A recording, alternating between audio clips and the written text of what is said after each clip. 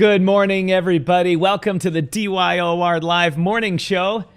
My name is Tom, otherwise known as Striking, here on the DYOR Media Network and all across the digital media world and digital economy. Everyone's got to have a nickname, and Reddit gave me that one. It's mine. I'm sticking with it.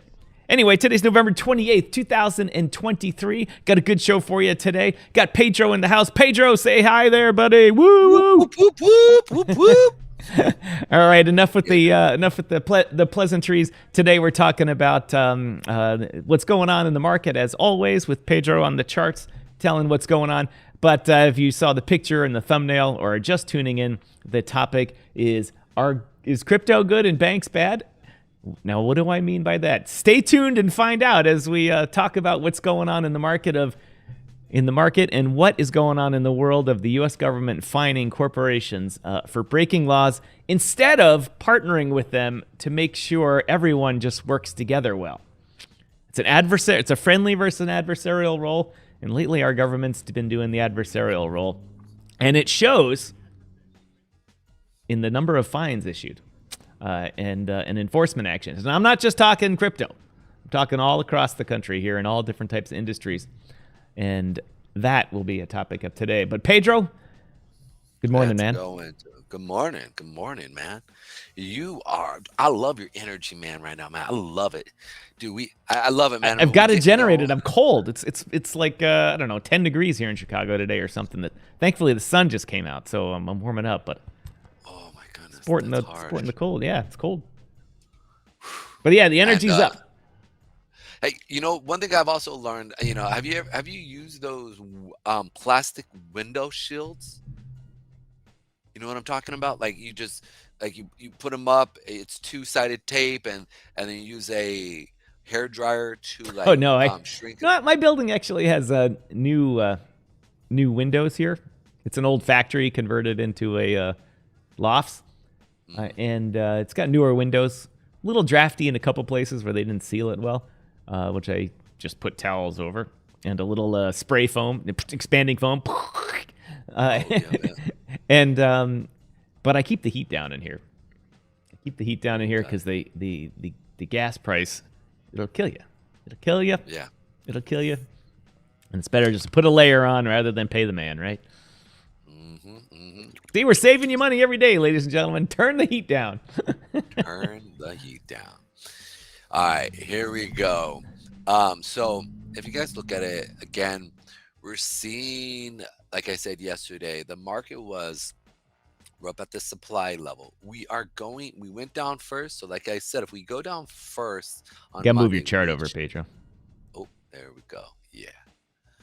There we are. My bad. I just noticed it right there. You can see here that we're at the supply level above us. As you can see, we came into it, we sold off. We came into it, we sold off. Yesterday, we did go down. And so we did put in, and we did finish off the day above. We did not close below the low. So I see us. We're at the supply level above us. As you can see. We came into it, we sold off. We came into it, we sold off. I can hear yesterday we did go down. I can hear. Are you playing it? And we did mute your YouTube. Oh, yeah, the LinkedIn started for some reason. Oops. So you can see here that we did go down to go up. So I'm expecting us to come up at least into this supply area right here. This isn't necessarily. This was on Friday. So we did have a decent amount of volume for last Friday. So I do see some type of supply coming at these levels here. Will it be enough to hold? I do not know. But we shall find out when we come back and we play it. Give me 1 second. Why? There you are. Daily supply. Which chart you got up there? And this is Bitcoin here. Mr. No, I mean what time frame? This is the daily. Gotcha. So this would be the daily zone there. 1 second. I don't need the Bitcoin chart up while you're doing that. All right, so right here you can sit there and see that we're definitely moving.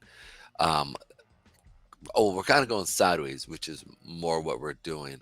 But the biggest key is that when we come into this level here, you want to be able to sit there and see a reaction here, right? A pretty good reaction. If we don't, we should blow right through it.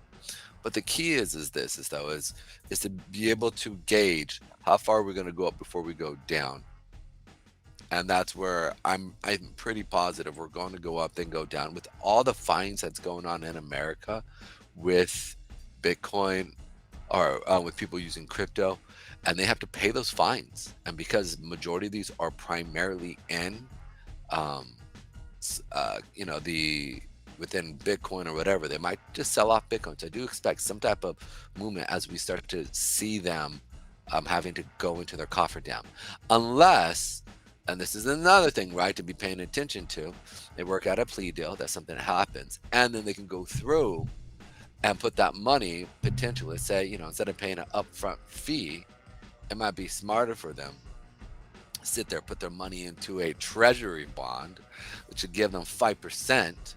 And if they got a big chunk of money, they could easily go through and make a pretty good cash. We know that Circle is really in treasury bonds and a lot of other, and so they're making a killing right now. Absolutely. Oh, killing. absolutely. Dude, like, and they've been in Percent. and they got a 1 month, like 1 month, maybe. I'm trying to think how far. I think they've been in 1 month treasury bonds for at least a year. I mean, they've made it very clear where they're at, and and a majority of crypto people financially are pretty smart. They understand charts. They understand that the community looks at charts. It's not like traditional funds, or excuse me, traditional companies where even though you have the business and the chart that's connected, most people, when they invest into a business, they don't really pay much to the chart. It's more fundamental. Right. Whereas crypto, we're very much attached to the chart. I mean, you can have something great, right, like Bitcoin, and still have a 90% retracement. So we call it a retracement, okay? Not a bear not a market. lose your ass. Yeah, and like 90%, right? Like, so it's just, it's funny. 90%. Yeah. Hey, at least it didn't go below the low, okay? Bro, that's cracking me up. But it's just the truth. New right? higher lows. Yeah. So it's just one of those things I look at and I go, okay, they're making their money. Are they going to take money from where their investments are, or are they going to pull money from the cofferdam? It's going to be really interesting to see how they make those fines. And are we going to see a drop? I think a big suppression of the price of Bitcoin is the U.S. and what they're doing. And the waffling that's going on with the SEC and the whole ETF thing and all that type of stuff. Yes. It's just the market doesn't like confusion and waffling. The market prices things in very efficiently. It's one of the most efficient things in the market. The market's most efficient. But when it doesn't have the information it wants, it gets confused, and the big traders get confused. The little traders get confused. People stop taking risks. Because they're like, well, I'm not going to take a risk if that's something I can't calculate, that risk. And so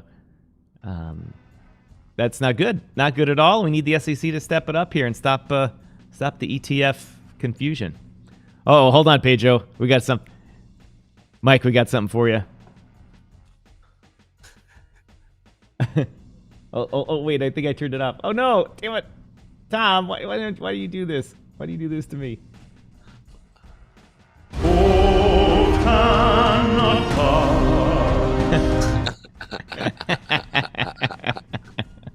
What's up, Mike? Good morning. It's good to see you, man.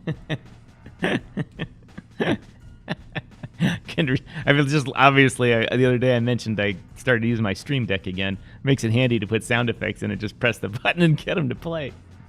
It was awesome.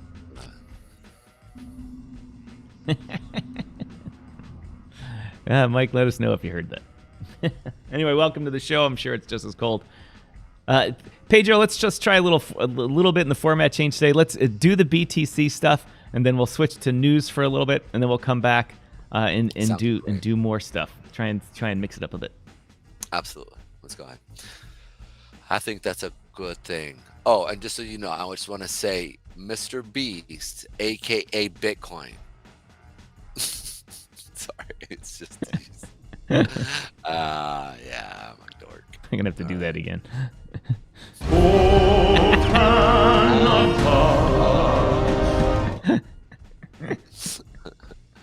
Oh, Mike, if you can, man, hit that like button, hit the share button, tell people about us. Let's get this. Yeah, he's over. He's watching on Twitch, so hit the like button if you got it over there.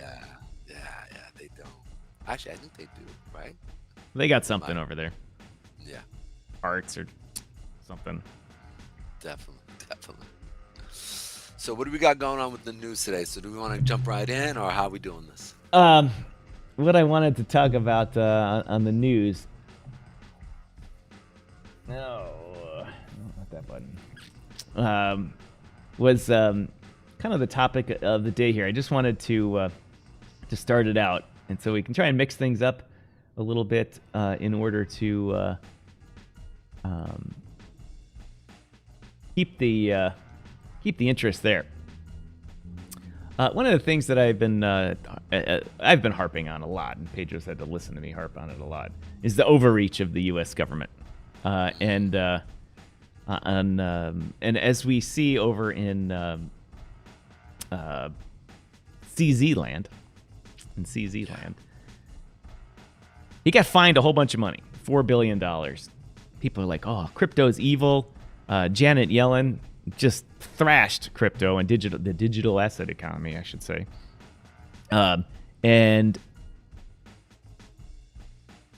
that's not what I wanted to find. Where is that article? And I'll just go to this one. But anyway, Janet Yellen thrashed everybody in crypto. We all know that. I'm not going to say anything bad about her. Pedro, don't worry about her. She's a nice grandma, bakes apple pies, and drives a Chevy. Everything's good over there. No black helicopters coming over at night here. There we go. But anyway, and so the news cycle went with it. And said, "Oh my gosh, crypto's funding Hamas. Crypto this, crypto that. All this is BS. This is stuff." Elizabeth Warren's up there saying, "I told you so. I told you so." However, how many of you out there know who gets fined the most? Who has the most anti-money laundering problems? Who has the most penalties and fines for fraud, mismanagement, doing bad stuff to the American investor, or just to the average American? And I'm saying American because I'm just talking about the American market here. It's the evil crypto people, right? No, it's gotta be. Well, hold on, I won't say it yet. But first, I wanted to point out is that the BitMEX founder, Arthur Hayes, who also had to plead guilty and did 6 months. No, he didn't do jail time. He did house arrest, 6 months house arrest, $10 million fine, and 2 years probation for essentially doing the same thing. Illegal securities trading, wasn't KYCing people, all that type of stuff. But CZ gets, CZ could go to jail for 10 years. Now, knowing that he pled guilty, he's probably not going to. He'll probably get, home monitoring and have to, stay at a residence inn in Seattle for a year or so. Won't be bad for him at all. He'll probably buy the whole block and turn it into a nice place. And so, but have you heard of any other people? This is a quiz for all you out there. It's a quiz. Have you heard of anybody else going to jail for anti-money laundering? Getting arrested, fined $4 billion? Any person? No, you haven't. CZ is basically the first guy to really get. I'm sure there's a couple small cases here and there and stuff like that. People find and drag up. But what is the biggest group of people that pays these fines? Or organizations or companies? I know what you're thinking, everyone. It's the banks. It is the banks. Now here we have the website. Biggest compliance fines. That's it. Let's go to this one. Let's go to Violation Tracker. It's a great website. Tracks all sorts of government violations. Just a nonprofit website. Let's see if I can get this so you can see us. In the past 10 years, the top 10 banks have been fined. I don't know if you can see this. This number up here says $380 million. Now, I've spoken about this before, that the banks are the worst violators here, but this is the data from it. Bank of America, remember, CZ, $4 billion. Finance, $4 billion. They're the most evil thing ever. Janet Yellen is just saying, this has got to stop. Bank of America, what's this say here? Oh, right over my shoulder here. $87 billion. That's it? Oh. $87 billion in fines and penalties. Below that, JP Morgan, oh, they're much better. They're 100% better than Bank of America. $39 billion. Billion, not a million. Billion. UBS, their American branch, $31 billion. Wells Fargo, $27 billion. Citigroup, $26 billion. Deutsche Bank US, $20 billion. Goldman Sachs, $17 billion. NatWest Group, I don't know who the heck those guys are. Oh, they're a big bank. $14 billion. Morgan Stanley, $10 billion. And the U.S. branch of Brazil's bank, BNB Paribas. No, that's not Brazil's bank. Whatever, whoever's bank that is.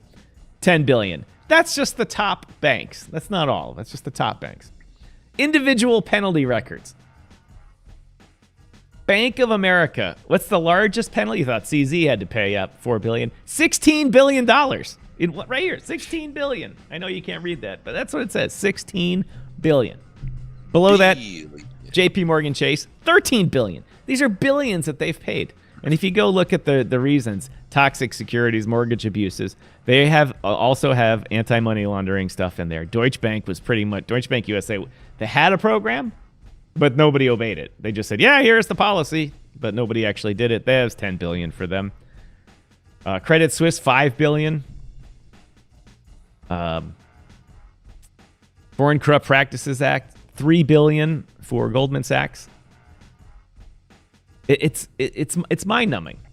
So I wanted to bring this out before we talked too much about other things. So it'll be in the beginning of the show. So people, when they watch this, understand, and when they talk to their friends, they can say, "Yeah, but." It's always when you try and convince someone of something. I always say that when you point the finger at somebody else, you've lost the argument. You say, yeah, but your guy, like when someone says, my president guy that I like is that. And they go, oh, yeah, but your guy did this. And well, oh, your guy did that. And that's generally a losing argument. If you went to debate class and did that, they just kick you right out. They're like, no, rookie, leave, please. But sometimes you have to point to data. And this is data. This is hard facts here. The banks have racked up $380 billion. That's 50% of the market value of Bitcoin right now. Bitcoin's at what, 700 billion? 350. Yeah, it's 1/3 of the crypto value market. Banks have had to pay in fines and penalties. So let that sink in, everybody. Let that sink in. It's really amazing, Pedro, when you look at that. When the amount of beating that we take here, it's just amazing. Like, I truly believe that the U.S. government has to be pro-crypto. And I know you're going to say, what, Pedro? What you talking about, Willis? What you talking about, Willis? Man, think about it like this. I mean, they can see. They're not stupid people. I'm a firm believer. When you hear some of these people talk, like when I hear Jay Powell talk, like he's a common sense type of guy. Like, remember when you had the environmental protesters, and he was like, close the effing door, dude. Why? Like, it was funny. Like, he was just like, he's kind of a no nonsense type of dude. He's a nice, well, I wouldn't call him a nice guy, but he's one of those guys like, look, if it's 1 + 1, it must equal 2 type of guy. And they got to do what they got to do to make sure that, that they make money. They can see the innovation of crypto. They're not idiots. They've got to be able to sit there and see it. So when I sit there and go, okay, this man understands what is actually going on and the innovation behind it, a part of me, like I said, part of me makes me think they want the market with the banks down at that 10,000, 15,000 mark area so they can buy again, potentially even at that 5. Because the reality is they're not idiots. They've got it. I mean, like Warren Buffett, Elizabeth Warren is one of those people that is, because she understands stablecoins. I think she's watching this long enough now that she gets crypto. I would be shocked if she doesn't have a trust wallet on an offshore account on some phone that she sat there and has made deals with people. I would just be shocked if she didn't, because she understands. I'd be shocked if she knew how to use a phone, Pedro. You know, she's one of those people that calls her son or her grandson and says, "The file just disappeared. It's gone." No, Grandma, it's not. The file didn't disappear. It's there. All you have to do is find it in the file system. Just open that file system. Oh, I can't. No. Oh, and you're like, oh. You know it's true. You know it is. You think so? I don't know, man. Because I mean, she's been screaming about stable coins now for almost 2 years, 3 years, right? Like, you know, during COVID, right? She started bringing it up and started saying, "Hey, this is what's going on." Right? She finally brings it to Congress. Congress actually realizes, oh shoot, right? And yes, there are a lot of people in their 80s and 70s. I'm not disagreeing. But there are also a lot of people in their 30s and 40s and 50s over there that aren't idiots, that also get crypto. So it's like you definitely have this, I think you do have some bipartisan views, right? That absolutely. That have it, whether you're Democrat or Republican and or, you know, libertarian, they see its value. So I don't know. And do you think the banks, I mean, we know that I know that Goldman Sachs is out there buying Bitcoin, and or so is, you know, so is BlackRock, because they're trying to get the Bitcoin ETF going. So banks worldwide amassed $15 billion. This is 2020 numbers. $15 billion in fines. U.S. banks account for 73% of it. I mean, come on, man. That's good, bro. I mean, come on. Now that you know, you can do what you want with statistics. That may mean that only the U.S. is really regulating anything and cracking down on people.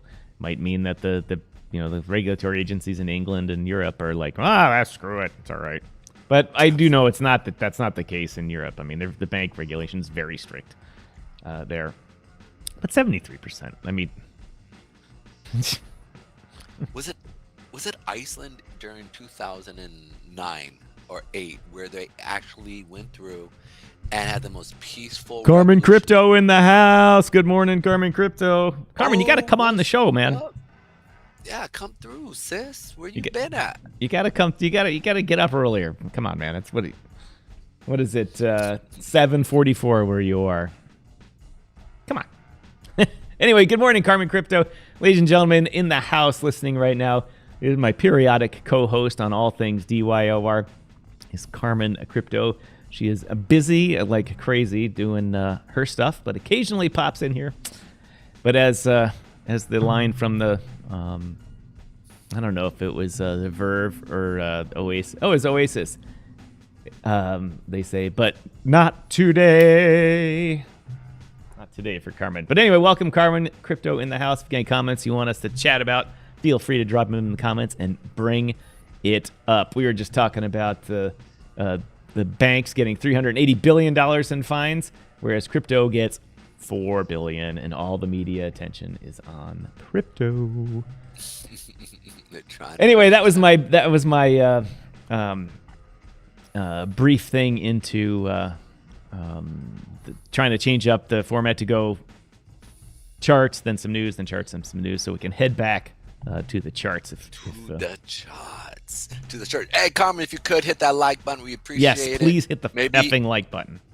And if you could do me a favor and share us on your favorite social media, if you're comfortable with that. I know at times we can be a bit rowdy and kind of go all over the place, but I tell you. There's no one more rowdy than Carmen. It's just. Oh, snap. Yeah. Come on in. No.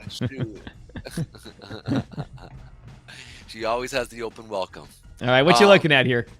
All right, so I'm actually was just checking out the market cap. So we're $1.4 trillion. All right, they literally have 300 plus billion. So that's not 1/3. Excuse me, forgive me. They have about maybe 25%, 20% of the crypto market. Still, that's still quite a bit of fines. over a period of a year, right? So it's hey, it took us 15 years to get here. So I think 4 billion isn't that bad. I had a FUD room, sir. I had a FUD room, sir. Oh, Carmen, make sure that you are live. YouTube has changed things up with how the DVR works. It's 9:47 my time, 7:47 when I'm saying this. she good. She's probably back. All right, man. Let me do this real quick.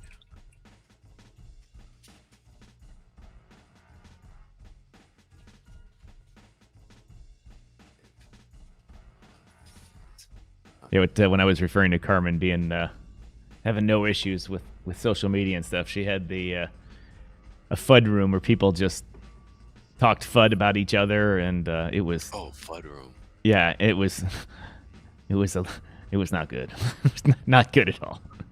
It was hilarious, but it was not good. Hilarious. So, one thing I do want to bring up real quick is Terra Classic. Now you're like, why are you bringing those guys up? Well, this is what I love about crypto. Okay, it is not the CEO who runs a project. It is who? The community. It is the community. It is always the community. So if the community gives up, that project is dead, right? If the community is still engaged and still alive, that project is moving, and they can elect a new CEO, and from there they can move forward. And this is what blows me away looking at this, and it's actually kind of just crazy, is that this project was dead. I mean, dead. I mean, their CEO is literally hiding and on the run. He was the founder. He is on the run, right? Like, this is real. Do Kwon, God rest your soul, man. Yeah, Good he's luck. being extradited, isn't he? Yeah. Like he even said, it might be wise for him to go to North Korea, right? Because he ain't going to get a fair trial here in America. So, no, he won't. No, he will not. That's horrible that we can't even say that, right? Anyways, so I want to bring this up because move your chart over a little bit there, or unless you're telling it, unless that's not the point. Yeah, never mind. Yeah, it's not the point. So I'm bringing this up because we're about to look at the chart of, like, you know, what do you call? Where is it at? I was just looking at it.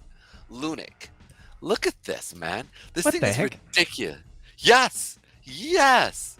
Like, I had a friend of mine. So I had a friend of mine who bought in around here. Like, we can't see your dollar mouse. cost. Oh yes, freaking A, man. I've sat there, dude. I was sitting there. We've got it after sometime one of the shows. We need to sit there and figure this out, because I gotta figure out why that isn't showing. I've sat there, I've played with this, made everything available. I don't understand. Anyways, so this area right here is where my friend. You can see where my crosshair is at. Yep.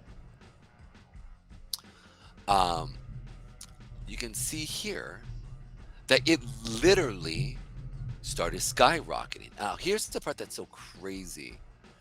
I'm sitting there, and I went to the community. The community is still very much alive. Now, it's definitely dwindled to what it, but it's still moving. And what blows me away is that people are still buying, and they're still trying to develop tech. They're still trying to get this thing up and running. And so I sat there, and I couldn't believe that this is actually still alive. And what started was, because I do go to, CoinMarketCap. I do try to check out what the, which currencies are moving.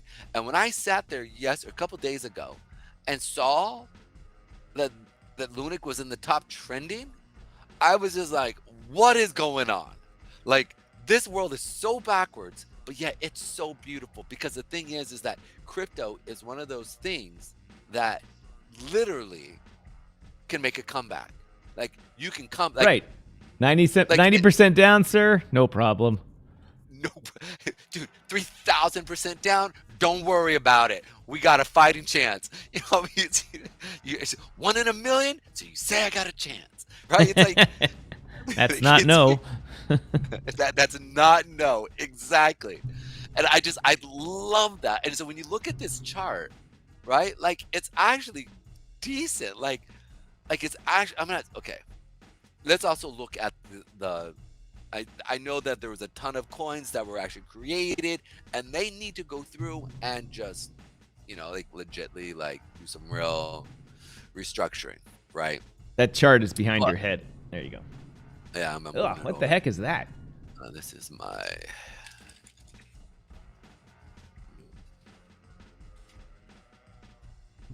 That's not a pretty chart there. But although, big green candle recently. Buy the dip. I'm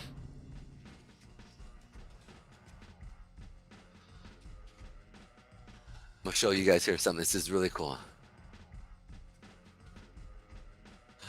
Now, this is the part that is blowing me away. Okay, look at the amount of volume here. Okay, this is nuts. This is absolutely nuts. Yeah, why did the some good news, No, but I mean it didn't move it as much as like the volume. Well, because they add liquidity or something. Well, yeah, so they added a lot of liquidity, added coins, because remember the whole entire fiasco, actually how it worked and what actually happened. Like, I don't want to go into the details, but the reality is there's a lot of liquidity here, right? But they're burning a lot, and you know what the truth is they could go on a massive burn and really push this up. And the additional part behind it is you could honestly see this. So this is the part that I'm more or less like shocked at. So let's look at our daily. You can see here that it is starting to trend. Okay, we're above the moving average. We consolidated, we pushed up, right? Now, it put in a lot of volume this day. Now, yes, there was a lot of sells and people are dropping it off. But what I always bring up is there a defense against this area? And there is. There is, my people. Oh. When you look at this weekly and there's more. chart, and there's more. When you look at this weekly chart on Lunic, you can sit there and see that A is being respected. And so it's going to be really interesting to see if this week we close above that 50-period moving average. Which averages are which? Oh, I apologize. The gray line right here is the 50-period moving average. Okay. And the part that I love about it is this. And again, this is that ultimate like comeback story within the community. If you look at community like a Rocky, right? Not necessarily Do Kwon, right? He was kind of a tool at times, right? Like he's like, oh, watch these people fail, and then he was the next one to fall apart. I thought that was foolish, but that's besides the point. This that's exactly right. That's besides the point. Yeah, but you can see right that this is the 50-period moving average. That's this gray one right here.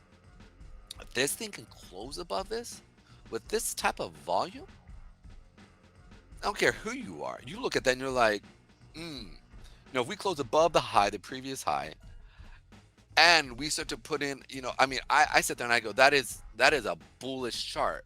I mean, I don't see money not coming in. I mean, just purely from a technical standpoint, and do we have, this is not financial advice, right? It's nope, yeah, it's not running for some reason. This is not financial advice, and this is for educational and entertainment purposes only. Please do not take this as financial advice, okay? Huh. But what I'm saying though is that it's nuts that this company here is literally still fighting, and I just sat in, I sit in amazement, just a spotlight, because I was looking at these guys going, these guys they're still trying, they're still moving, they're not, they're using this bear market, and here's the thing, all these transactions within their system, it's money into their coffer dam. So they're receiving a lot of cash off of this. So it's one of those things that it's just money coming in, and they're going to start so I wonder what they've got going on fully on behind the scenes. I would love to be in that boardroom as they're talking about, just to be a fly on the wall, because the reality is when you look at this company and what they've been through, and that they're still fighting and still grinding, I say salute you, good sir. I salute you. If you could see me, I literally did the full-on stood up and salute. So Anyways, I respect that. I respect their grind. I respect that hustle, and it's impressed to sit there and see in the market what's actually what they're doing. So, anyways, if anybody knows anybody from Lunic, love to see just to hear what is the community feel and what are they thinking? Wrecked? Nope. Yeah, wrecked? Question. No problem, right? Exactly, Carmen. Exactly. You know, like when you look at Shiba Inu, right? They were rugged twice, right? So before they got going, and it's kind of crazy, right? It's like, all right, that CEO took all our money. Okay, let's regroup, or let's regroup. Let's get going. And personally, I just think that's an amazing thing. Awesome. Once the side note, if you guys could hit the like button, hit the share button, please comment. Tell us where you're at or where you're coming from or where would you like to be. You know, right now my dream place is San Diego, on a beach where me and surfing and having a good time, right? So that's where my thing is. But tell me where you would like to be as well. But also, look at this. This is kind of beautiful. Honestly, and it seems to be pumping while we're on the air here. So it could be.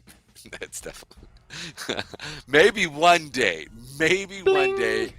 Yeah, when we have 50,000, 60,000 viewers at one period in time, right? And all of a sudden we're like, you know what? I'm looking at these guys. It's looking decent. I mean, the reality is you can see here that the 8 is starting to trend up. We are putting in some demand wicks. And the reality is after a good consolidation like this, with a decent amount of volume coming into it, you can see here as it started to pick up that we definitely saw it and move forward. So I sit there for an overall look and I go, you know, I got to pay attention to something like that because that's not something that just happens with a wrecked company. You know what I'm saying? It just doesn't happen. So it's pretty impressive when I sit there and I look at it. I gotta tell you, a lot of people bought that right at the bottom. I mean, they threw in, you know, $500 and got, you know, bazillions worth. If that thing were to just go up any decent amount, there'd be some people with some fat bags. Yeah, I mean, really fat bags. I know at this point, my buddy probably has he's probably has 30,000, 20,000 at this mark here right now because he bought in, right? Or he was dollar cost averaging with $20, $30, $1, or not dollar, like $100, and then like because it was all around this period, and then he went through and he just, you know, he got a good bonus. He put it in the market, and he put it in this market, and it just done what it did. So it's really interesting to sit there and see how much money he has. And it's not even just how much money, it's just the fact that I know that he goes, well, I don't know if it's going to come back and the community is still alive. And I said, yeah, man. But if the community stays alive, yeah, that's something. Yeah. So I sit there and I respect their hustle. Salute. Let's go to some news here. And take it away, Vanna. All right, here, Pedro.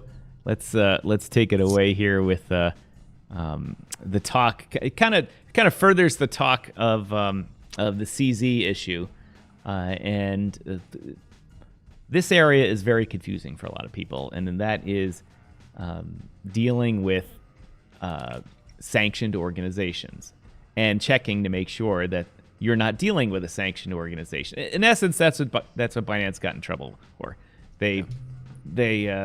Someone brought it to the attention of CZ and said, hey, you know, we're actually operating in the U.S. We need to make sure that we're following their rules. And they did one thing right. They set up Binance USA, a separate company, and that ran itself and followed the rules and hasn't suffered. They have squeezed them, their gonads a little bit too. But still, a lot of people were using Binance.com in 2017 and 2018, 19 before they officially banned it in the States. And turns out a lot of people were VPNing into other parts of the world, and they were not blocking VPN nodes. But rightly so. People want a VPN from other parts of the world, but the U.S. government said, hey, you should be checking to make sure they're not coming from the U.S. But anyway, what Binance got in trouble for was CZ saying, no, let's ignore that. Let's, some of our biggest customers are probably on that list, or in from countries that are on that list. So let's ignore that list. And so that is why he got in big trouble. But what most people don't know is that we're at a point in the U.S. now. And you hear me harping about the overreach of the U.S. government. I'm not anti-government. I'm just anti-mission creep. Mission creep is when a government agency is created to do this. And then soon they hire policy writers and they hire other people that say, there's a gap in protection here. You could get in trouble. And next thing you know, they grow and get a bigger budget. And all of a sudden, it's a surveillance society. Here I got the webpage of the Office of Foreign Asset Control, just part of the Treasury Department. Let's have a quiz for everyone that's watching, all 6 of us there. Who, if I would put the poll up, the poll would say, who has to abide by these? Financial institutions, money transmitters, everyone and their cousins, or all of the above? Is there one that says none of the above? Or none of the above. You can have none of the above, but obviously the office is here for a reason. So we have financial institutions, designated financial institutions. We have I don't know what B was. What was B? Okay. B was your mother's and your uncle's. Yeah, that's C. Everybody you know, you and everybody you know, and D, all of the above. Money transmitters. All right, so let's just go through the list.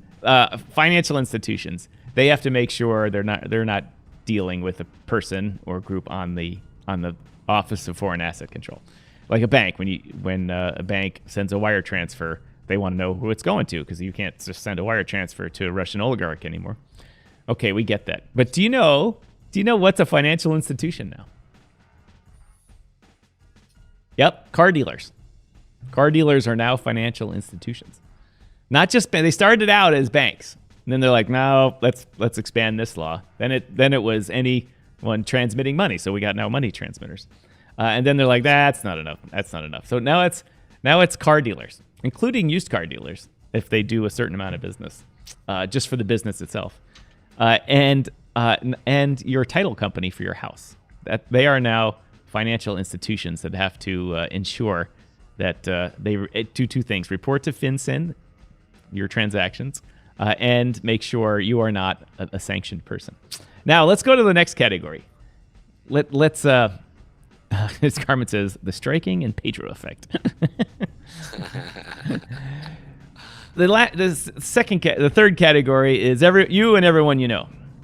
Would you think, Pedro, just walking around your daily life, going to get Starbucks and maybe some food, and maybe hiring the cleaners or landscape people to come do stuff at your house, would you think that you are subject to the Office of Foreign Assets Control? No. Why would I be? You would be wrong. You would be wrong. Hold on, I'll go on with that in a minute. Derek, good morning. Good morning. Thank you for tuning in. Appreciate it. Where are you coming to us from? Let us know. Or as Pedro says, where would you like to be coming to us from? If you don't want to tell where you are. But anyway, so the answer is D, all of the above. Everyone, and if I were to pull up the actual text of it here, it says all persons in the United States, and all citizens of the United States, and all permanent residents of the United States, whether in the United States or out of the United States, have to abide by the Office of Foreign Assets Control, which means everyone that you do business with, you have to check this list. Really? Now, you think, Tom, there's a lot of business going on that nobody checks any of that. There is a little bit of leeway in there, like when you go buy groceries and you go buy your Starbucks, they're not assuming. But if an oligarch walked in to Starbucks, he could use his cash to buy it, because nobody asks you your name. There's no KYC for buying Starbucks. But if he used his credit card, it would be denied, because Starbucks loads all that information into their system. And now let's bring it down even a little further. If you were to hire a landscape firm to come, and the people show up, and the lead guy and his crew are Slavic speaking, and you're like, oh, that's interesting. They're Russian immigrants or Ukrainian immigrants or wherever. But and you're like, I wonder, Wonder if it's a legit business. Just the fact that you thought about that means that really, technically, you have to make sure that that company is a legal company, and 2, it's not related to anyone on the sanctions list. That's the actual text of the law. In practice, they don't enforce it like that because it would grind the economy to a halt. But we now live in a situation in which everybody you do business with, domestically or internationally, you have to check this list. And in a lot of businesses have sprung up. There's all kinds of software companies now that set up so that merge into your accounting systems and merge into your systems, into your SAP and into Salesforce.com, that automatically check this list. So when you enter your data, you're getting checked to see if you're not a sanctioned person. Everyone in the United States, not just people you're like, hey, that guy just came in a 500-foot yacht and has got 2 helicopters and he speaks Russian and he's meeting with a Venezuelan guy and a Cuban guy. That's not it. Technically, every one of us is violating this law because we don't check it. And I bring this up because I harp upon that mission creep thing. So I wanted to bring that up and get that on the record because we'll talk about this in the future in other things as we talk about news events that affect the markets. And so for all of you listening, I don't just do this to harp and make some opinion piece and complain about the U.S. government. What I'm trying to do is I bring these topics up because it affects the markets in which you trade in by hampering them, by dampening them, by keeping them down from where they should be. And that's because people don't have freedom or free will or whatever to do business with whomever they want. Now, I get it. You're not supposed to do business with Hamas. There's rules for a reason.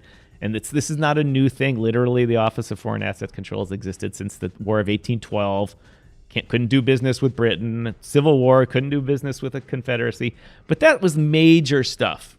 And it was really a law and guidance in which it wasn't just like bring the hammer down on you. It was, all right, we can't do that. And this is where I'm going with this also, is that they operated in that era as no, let's not do this. And then when they found someone doing it, they just wouldn't come and just stick a gun in them and shoot them. They'd say, hey, This is the law. You're aiding the enemy. Let's fix this and not do this. Let's get back what we had. Let's try and retrieve it. In the jail. Right. Yeah, they wanted them to jump. Right. And if the guy's like, that kind of stuff, I'll do what I want. Then they're like, okay.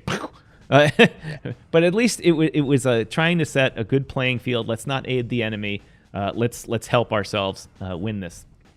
And that's not what's going on right now. And it's hurting the markets a lot. And I was reading one article in which it says, this is a guess, science with money and finances, in which it potentially depresses the market from 10 to 15% where it should be. Like if the Dow's at 100, it should be at 115. I'm just making up numbers, obviously, here. Yeah. Because of these overreaching effects of the U.S. government.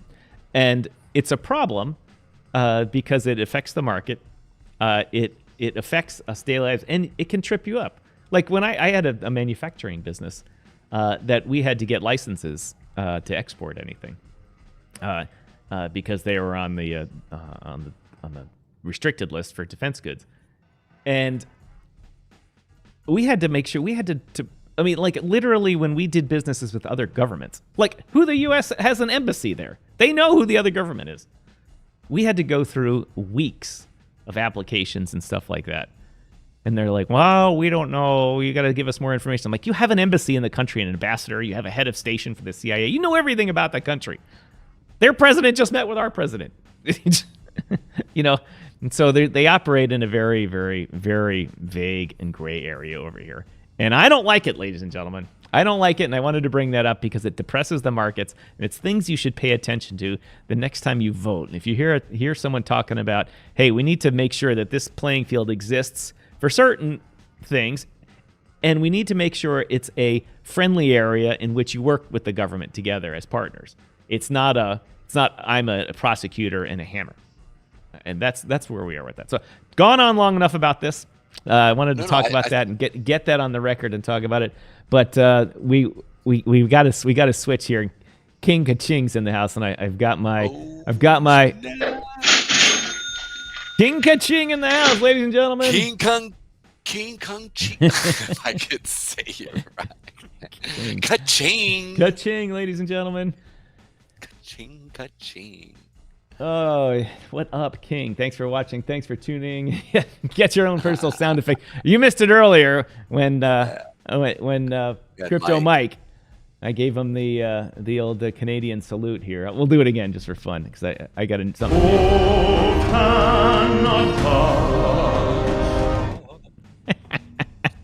So good. I know. I didn't have it. I was just loading those up. I was going to put the Star Spangled Banner in the first line of it and the one from England too, because we had guys watching from England. And I'll get a couple more of them just to have a little fun with it. Anyway, that was my opinion piece of the day. Pedro, let's close up the show with a little bit more charting, SHIB, CAS, and some other stuff. Love it. We'll check out good old Shibby here. So, Shibby, that's funny. Oh, everybody loves the Shibby. Here we go. So we can see here that it's pretty much doing what we talked about yesterday. We did hit the sell-off. I do expect it to go up, then come down. I'm looking for it to come to the 50789 area here, potentially even further, like I've talked about, coming down and tapping this 638. But this area here is showing some part of resilience. Pedro's volume is very low. Ooh. Is that better, King Kaching? That is better. Oh wow, you gotta let me know, my friend. It's good in my earphones, but sometimes I gotta listen to the stream to check it. And thanks, I get used to you at a certain level. Thanks, King, for letting us know. Absolutely. And the rest of you chumbalones, why wouldn't you say that? Come on, let us know. Feedback. You let me know when there's an echo or my mic is on mute. Let us know when the volume isn't right too. They're like, Pedro, it's all good. But that's in a nutshell. We're coming into this point right here, and we're doing the crossover. Like I said, I do expect us to see a downtrend coming in. I do expect it. Like I said, we could see a little bit of a bounce at that 8-2 area where you have the liquidity sitting right below here. But again, we are seeing more established orders on the sell side, so we should see it come back down to these lower levels for SHIB. In addition to that, let's pull up CAS. Good old Kaz. Good old Caspa. They are, again, like I said here. Oh, go ahead. In my not good at doing what you do thing, that looks to be like still a very bullish thing going on there. Oh, absolutely. Like I said, I do expect them to come down a little here. They are putting some demand wicks here, so I do see this coming down, but it is not necessarily they're establishing orders. It's just very much an absorption of orders here as they're moving. So typically that will mean, so it all just kind of depends. We could see another rally, but I mean, again, like you can see here, as we're at these higher levels here right now, you can see that volume is dropping off at these lower levels here, as you can see, right? Can you guys see that? No, you can't. Let me go ahead and grab my volume. Hey, can you grab the I just moved the yeah, let's go ahead and move that down to the lower part. Just put it up there. Yeah, so you can see here that as we're moving up, we're seeing a drop up in volume here as of right now. But I think because they do have a strong community here, that this area here is it's just right now it's just a temporary slow down. I think as it comes down to these lower levels, people will pick up their buying, and seeing a good retracement typically does bring in buyers to come in and definitely starts to push that market up. So it's gonna be really interesting to see what happens with Bitcoin. I wonder what it was that drove it. We started following this just as it was pumping, but I can't remember what drove the. They had some big announcement of some sort, a new project going live or something, like actual utility. Yeah, like actual real. Yeah, and I mean, just their whole entire project is utility. I mean, they're one of the things is they're one of the fastest exchanges out there. They do extremely well. Not exchanges, but Blockchain. blockchains. They have a lot of um, idiosyncrasies to them that would differentiate them from other blockchains. So I think that's why they are getting a lot of volume with people, and especially at a $4.4 million market cap. That you God, can't. and just a few weeks ago, that was a $400,000 market cap. Yeah, exactly. So they've seen a 10x just in their supply, or in their market cap here. So most people are going to sit there and pay attention to that, just because what's actually going on. You can see here that the prices, people are primarily buying today, but I think it has to do with some stuff that's going on with Bitcoin and Bitcoin going up. So it's just one of those things that I feel like can kind of give us a heads up of what's actually happening. They are one of the most talked about people right now, at least with the micro coins right now, right? What's their all-time high there? The all-time high, I believe, Or is market cap all-time high, if you can. That's easy to determine. Give me a second. Pairs pool. Pretty much the only way to compare things anymore is a BS market cap, which I just don't like. I was watching one YouTube guy. I didn't watch it. I read the preview of it, then I forgot. It's one of the guys like Mr. Beast that gets a bazillion views, in which he became the wealthiest guy in the world for 10 minutes because he issued 500 billion shares of his company, and sold one share to his dad for $1, thus valuing his company at $500 billion. Obviously, it's paper type stuff, but still, that's what the market cap in crypto is like. That's what the NFT market is like, because everyone's scamming that thing by wash sailing things at high prices. There are some good stuff. There are some good projects when it comes to the JPEG market. Okay, I think there's some pretty. I mean, I love the idea behind the technology where it's dynamic. Oh, that is good. I think the fact is that what we're talking about here is just simply the dynamic ETFs, not ETF, dynamic NFTs that can be used for major government usages, right? Like, yeah, that's totally different. Right, I'm not disagreeing, but there's some cool tech behind what they're doing that I can't get away from it. So, like I said, even though it's a niche area, right? Like, whereas people are sitting there and you have to create art and you're able to sell it. There are people in many other like third world countries that literally sell their art and make a really great living by using NFTs as a way for them to make cash, right? And they can get it out there and get it going. On the backside behind it, the tech behind it that is going on with it, again, is a great system. I feel like there are certain things behind it that as we keep moving forward, I'm really looking forward to seeing as we develop within government agencies, as they apply this to it. I look forward to the day where I can just simply pull up an NFT of my driver's license and go through and verify it with my wallet, right? And sit there instead of having to wait in DMV for half a day. So, I mean, I don't know if y'all like DMV. And here in Illinois now, you make appointments and there's no wait. You walk in. They changed it up and they made things longer, so you don't have to go as often. So if they make things last twice as long, only half as many people have to do it.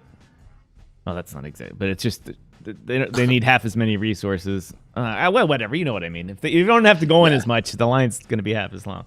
I wish that could happen here where I am. I mean, literally, they have a four-week period. A 4-week period, man.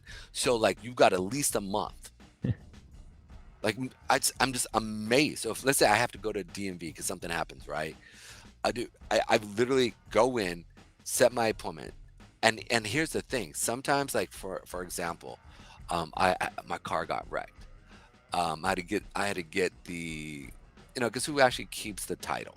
I mean, I probably should, but Yeah. Most people keep the title. That's how you know you own the car there, Pedro. no, not the title.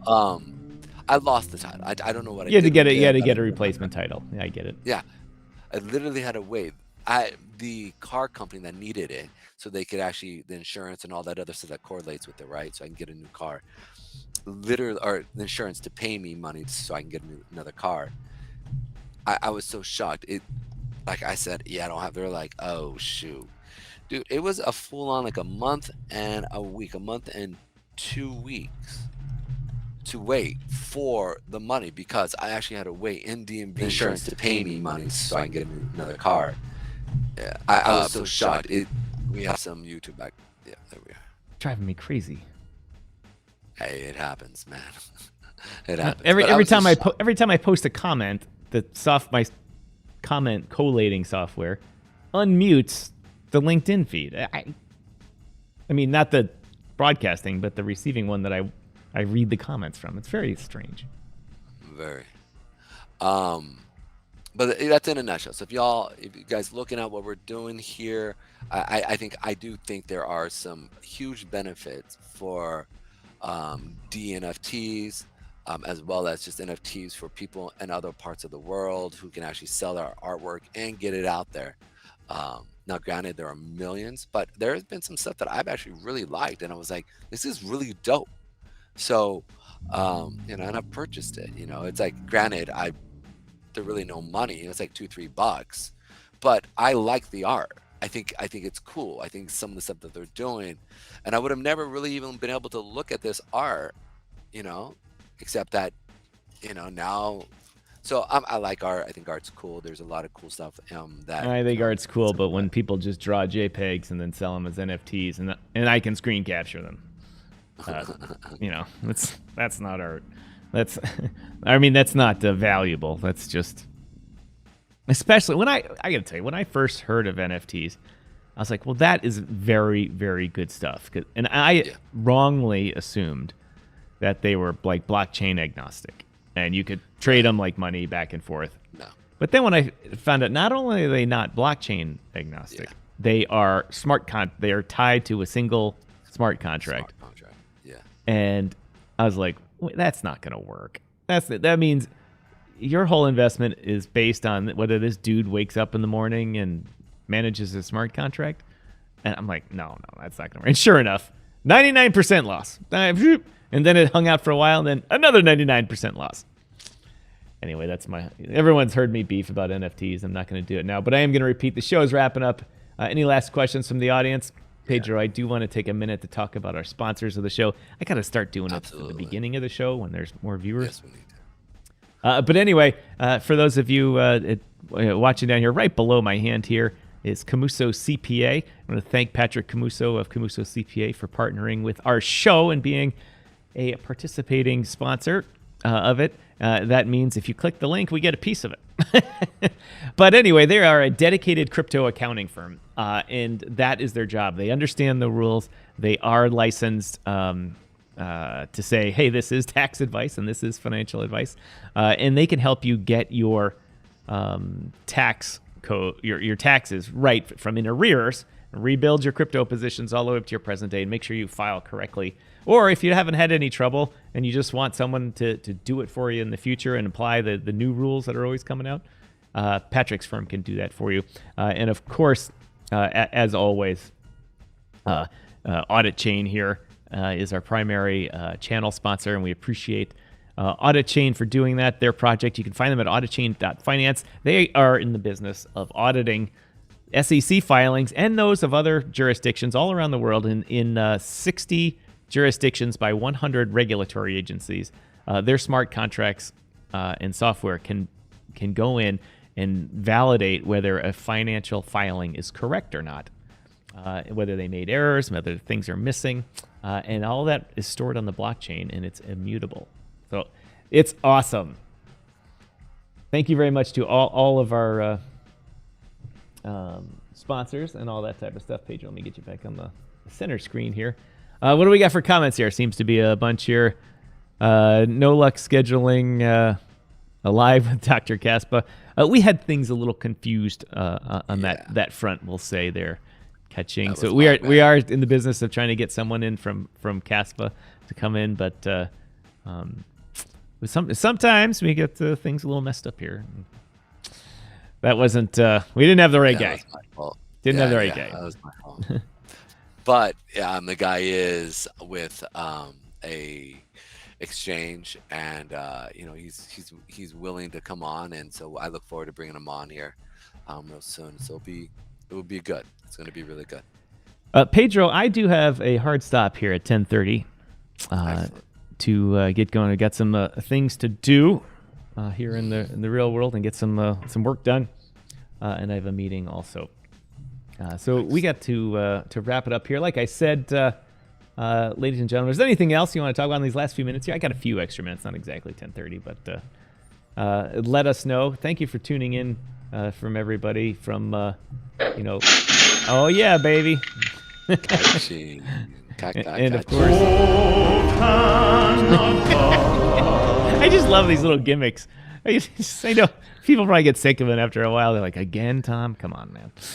Dude, you gotta bring in the U.S. Anthem, because I want to sit there. I want to, every time I talk about the U.S. debt, right, I want to be able to sit there and be like, oh, see, can you see?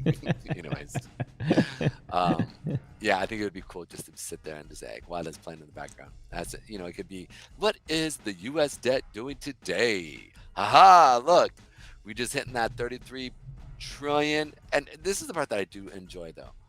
Look, for years, this was going much faster than this. But now this guy right here is going much faster than this guy now, which is a good thing.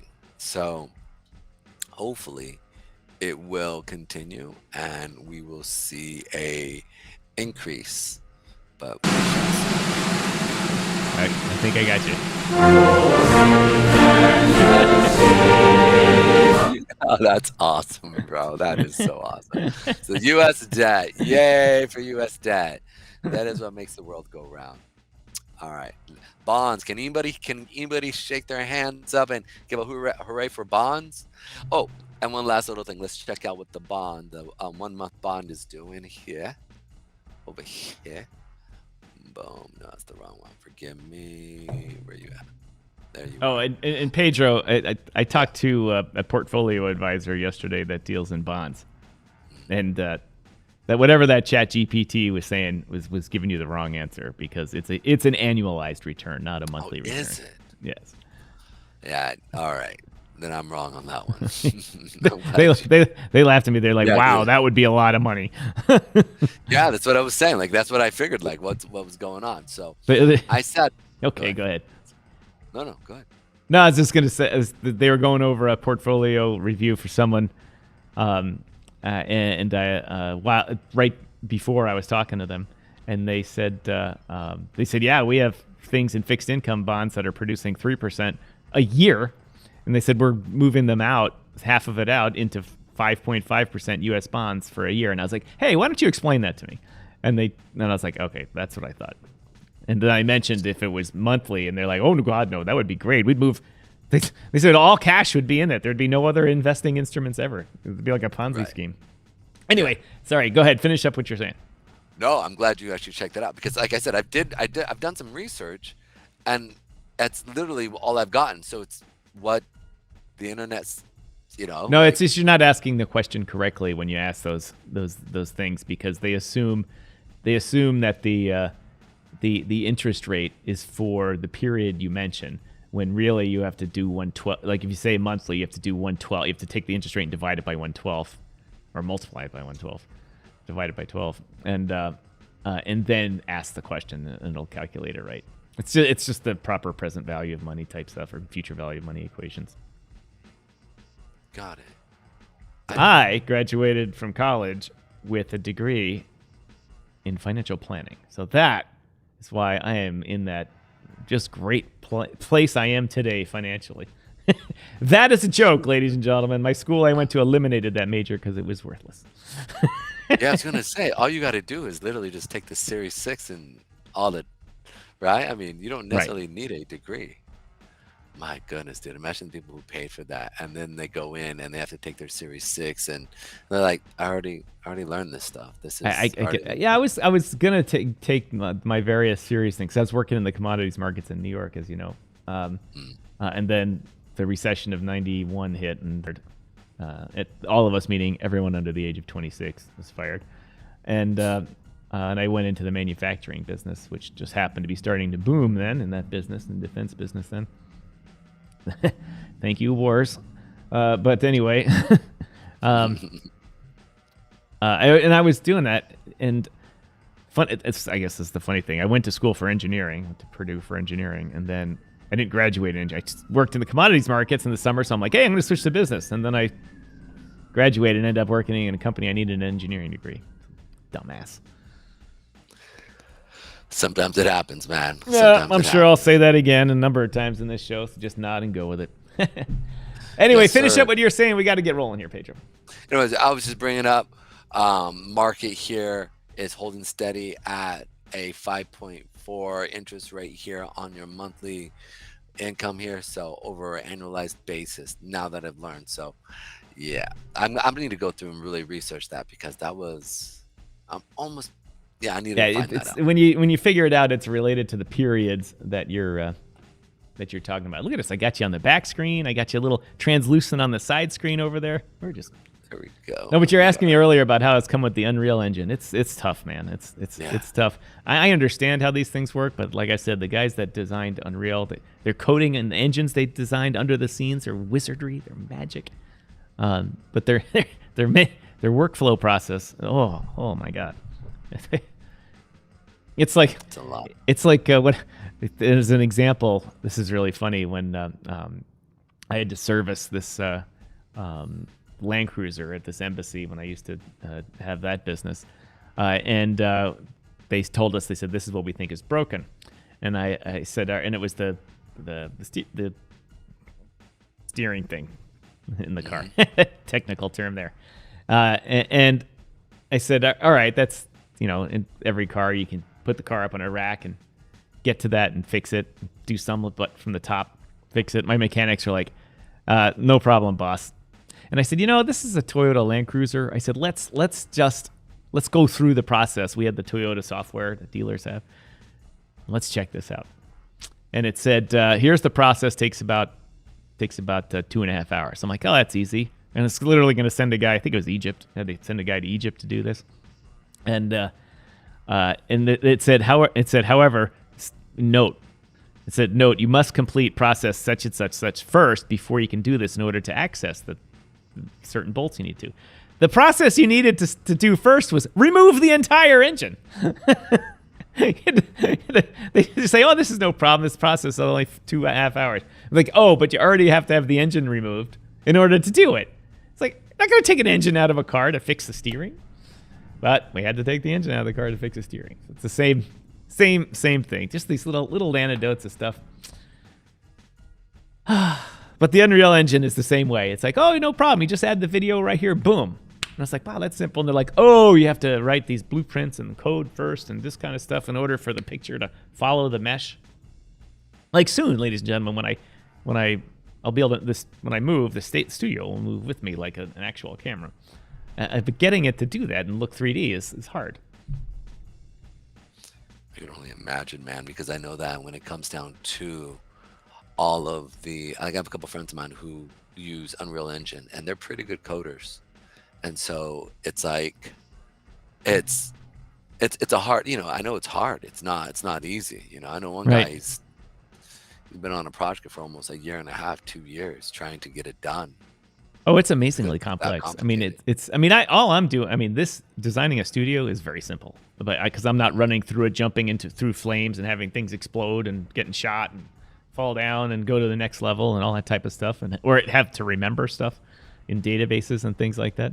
All I'm doing is wanting a cool studio, and I bring it on here so we can look good and be jazzy and have the viewers have a great viewing experience, but more along the line so I can offer those services to other people too behind the scenes, and make little cash monies off of it.